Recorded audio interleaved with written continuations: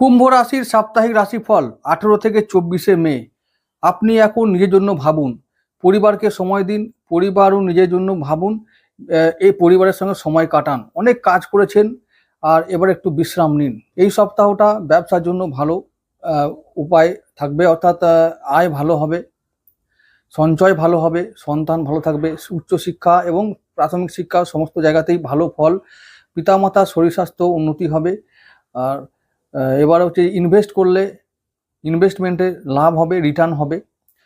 বিশ্বাসী মানুষ আপনি, আপনার বিশ্বাসী বা ভালো মানুষের সুযোগ অন্য মানুষ নেয়, এইটা থেকে এবার একটু রেহাই পেতে হবে। বা এটা বলবো যে বিশ্বাস কাউকে করা যাবে না। লগ্নে বৃহস্পতির দৃষ্টি থাকছে, সব দিক থেকে সুরক্ষিত থাকবেন, কোনো বিপদ আপদ থেকে কোনো চিন্তা নেই, বেঁচে যাবেন।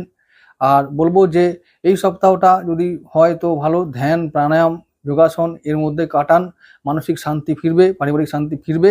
একটু ভ্রমণ যোগ আছে, কর্মসূত্রে ভ্রমণে যেতে হতে পারে।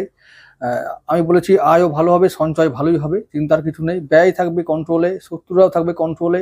সমস্ত দিক থেকে এই সপ্তাহে পজিটিভ রেজাল্ট আসবে কুম্ভ রাশির জন্য।